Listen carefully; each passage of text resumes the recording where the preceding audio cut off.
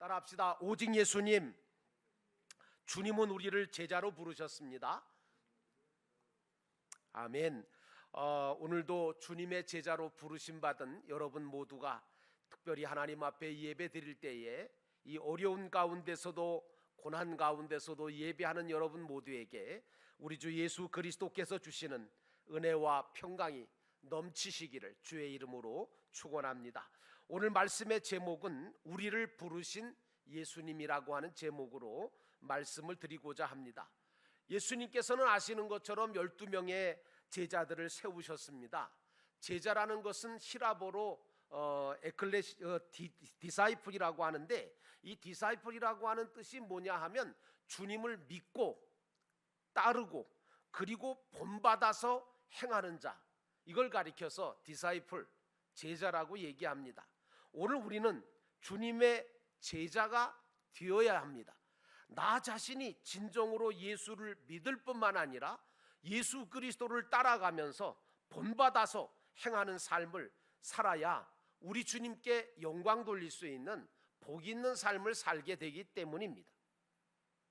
예수를 믿고 구원받은 자에게는 두 가지 의식이 필요하다고 늘 제가 말씀드립니다. 첫째는 하나님께서 나를 부르셨다는, 나를 택하여 불러주셨다고 하는 이 소명의식이 한 가지 있어야 되고요, 또 하나는 반드시 하나님이 나에게 맡기신 일이 있다는 거죠.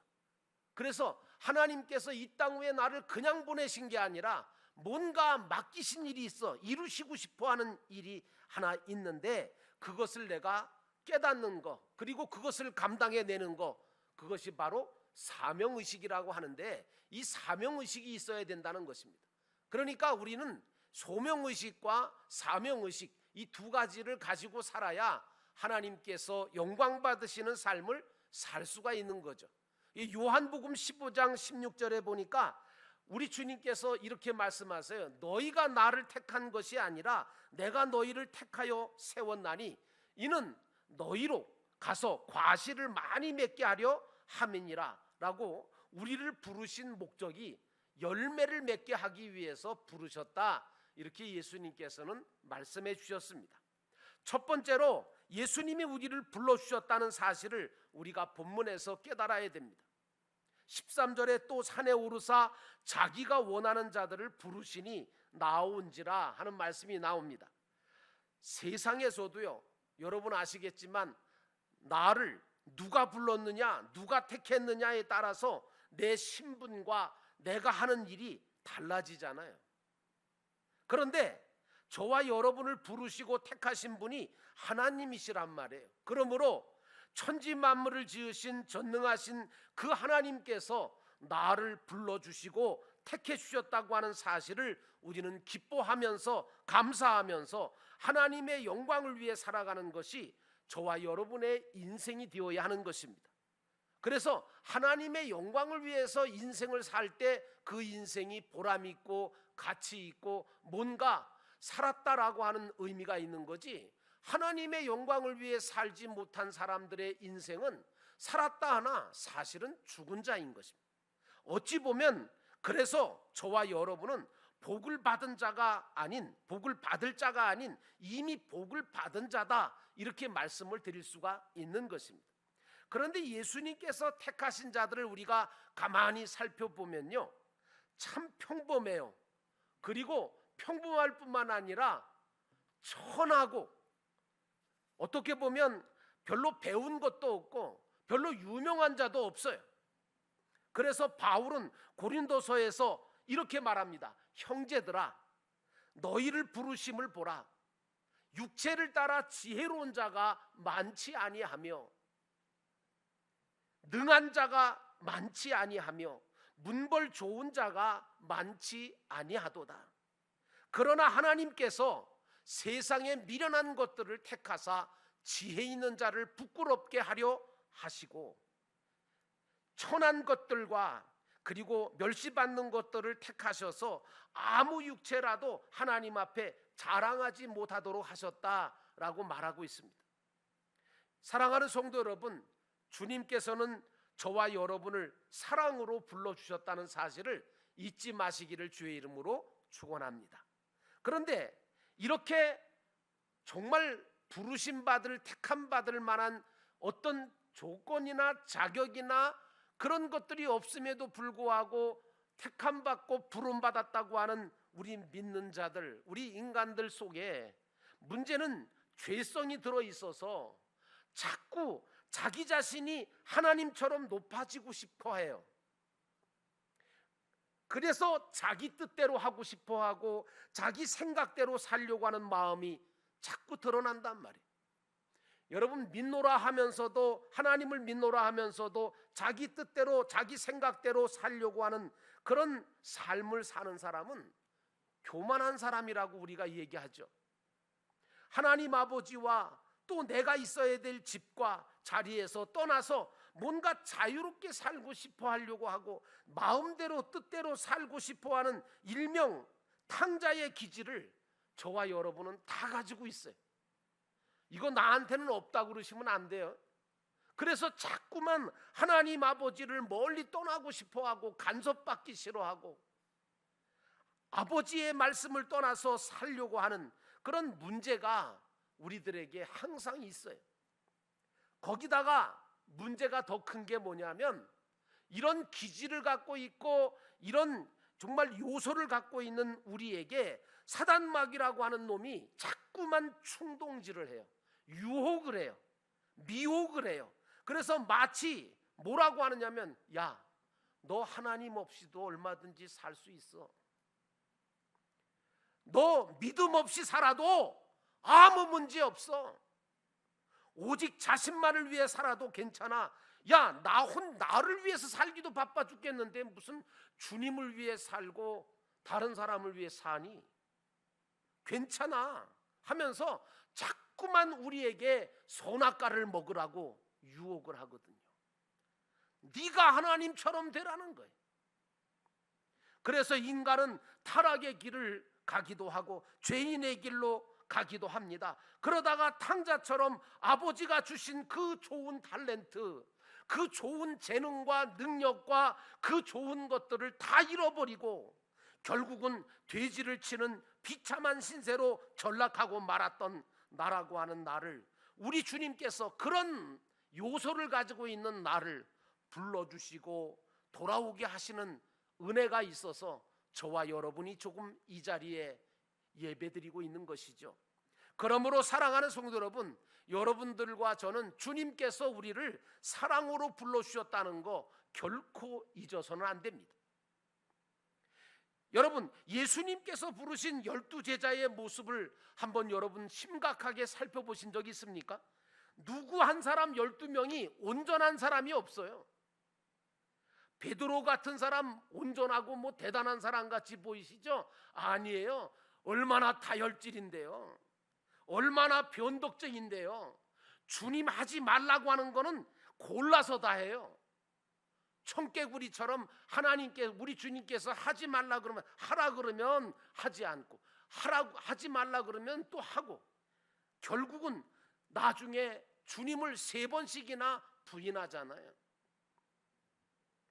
세리마태 같은 사람은 아시는 것처럼 돈의 눈이 어두워져서 세간에 앉아 있었던 사람이고, 야고보와 요한 같은 사람은 명예욕이 강해가지고 자리 욕심이 너무 많아요. 그래서 내가 우편에 앉을 거냐 내가 좌편에 앉을 거냐 하는 그 욕심을 부리는, 자리 욕심을 부리는 불같은 성격이 있었던 사람이 야고보와 요한이었어요.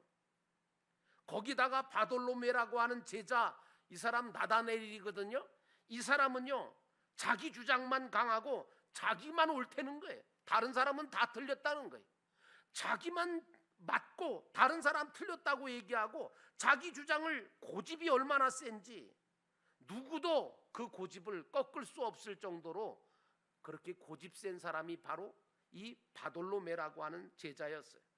도마라고 하는 제자는 여러분 아시는 것처럼 의심도 있고 잘 믿질 않아요. 따지기를 좋아해요. 이게 맞냐 저게 틀리냐.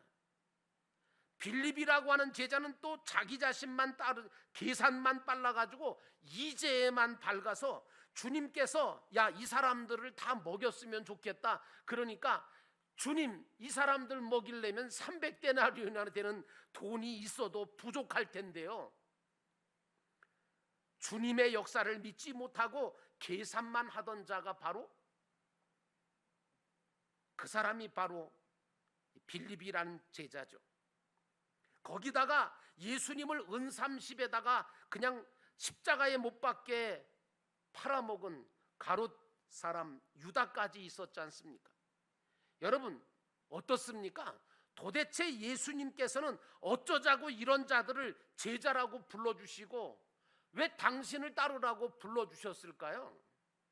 오늘 저와 여러분들도 이 사람들과 그렇게 별로 다르질 않는데 이런 성품을 가지고 있는 나를 우리 주님께서 왜 택하시고 왜 제자로 불러주셨냐 그 말이에요. 그렇습니다, 여러분. 이들로 하여금 참된 이스라엘 백성 되게 하시려고, 참된 믿는 자 되게 하시려고, 참된 하늘나라 백성, 진정한 하나님의 자녀가 돼서 살게 하려고 불러주신 거 아니겠습니까? 오늘 12명의 주님 제자의 모습들은 모두가 다 우리들 마음속에 들어있는 요소들이잖아요. 이미 우리가 그렇게 살고 있음을 깨닫잖아요. 그러므로 사랑하는 성도 여러분, 오늘 이 시간 다시금 주님께서 여러분들을 택하시고 여러분들을 불러주신 그 주님의 깊은 사랑과 그 깊은 뜻을, 은혜를 결코 잊어버리지 않고 다시금 책임지람으로 내가 주님의 부르심 받고 택함 받은 하나님의 거룩한 자녀라는 사실을 잊지 않으시기를 주의 이름으로 축원합니다. 사랑하는 성도 여러분, 우리를 주님은 사랑으로 불러주셨던 겁니다. 두 번째로 우리가 생각해 봐야 될 것은 예수님께서는 왜 12제자를 세우셨을까 하는 겁니다. 14절에 보니까 이에 12를 세우셨으니 이는 자기와 함께 있게 하시고, 주님께서 제자들과 우리를 부르시어서 세우신 이유는 당신과 함께 있음으로 인하여 전과는 전혀 다른 새로운 사람으로 거듭난 삶을 사는 자가 되게 하시려고 그래서 불러주신 거예요. 무슨 대단한 일을 하게 하시기 위한 게 아니에요. 흔히들 예수를 믿어도 사람은 안 변한다라고 생각하기가 쉽잖아요. 저부터도 예수 믿는다고 사람이 변할까? 안 변할 것 같아요. 근데 여러분, 진짜로 제대로 예수를 믿었다면, 예수가 정말 그 내 마음속에 들어와 계시고 내가 주님을 정말 주님으로 인정하고 산다면, 분명히 예수를 바로 믿고 살면 변화가 안 일어날 수가 없는 거예요. 그래서 사도 바울은 고린도후서 5장 17절에 이렇게 말합니다. 누구만이 아닙니다. 누구든지 그리스도 안에 있으면 새로운 피조물이라 이전 것은 지나갔으니 보라 새 것이 되었도다라고 말하고 있습니다. 왜 이렇게 말하는 줄 아십니까? 바울 자신이 변했거든요. 바울이 다메섹에서 예수를 믿기 전, 영접하기 전까지만 해도 얼마나 못돼 먹었는데요. 사람 죽이려고 쫓아다니던 사람 아닙니까? 바울이 이렇게 자신 있게 말하는 것은 자기 자신이 예수 때문에 변화되었고 다른 사람들도 주님 안에서 변화될 수 있다고 하는 확신을 가지고 있었기 때문인 거예요. 여러분, 가장 큰 기적이 뭐라고 말합니까? 사람이 변하는 것입니다. 여러분, 예수 믿으면서 변하지 않으면 안 돼요. 그 예수 안 믿는 거죠. 예수 믿으면서 예수처럼 변하지 않으면 안 돼요. 그러므로 사랑하는 성도 여러분, 예수 안에서 우리는 변화되는 삶을 살아가야 됩니다. 많은 그리스도인들은 자신뿐만 아니라 사람은 결코 변할 수 없다는 생각을 가지고 있어요. 그러나 물론 그 말이 맞는 것 같이 느껴질 때도 있어요. 그렇지만 바울은 빌립보서 1장 6절에 이렇게 말합니다. 너희 안에서 착한 일을 시작하신 이가 그리스도 예수의 날까지 이루실 줄을 우리가 확신하노라, 그렇게 말하면서 우리 속에 들어와 함께 해주시는 그 예수님 때문에, 성령님 때문에 우리가 새롭게 될 수 있다고 말하고 있습니다. 주님은 나와 함께 하시며 나를 변화시키셔서 많은 열매를 맺기를 바라십니다. 다른 사람이 변하기를 바라지 마십시오. 여러분 자신이 먼저 변하십시오. 그리고 난 다음에 주님께 기도하면 주님께서 변화된 나를 통해서 또 다른 사람을 변화시켜 주실 것이라고 믿습니다.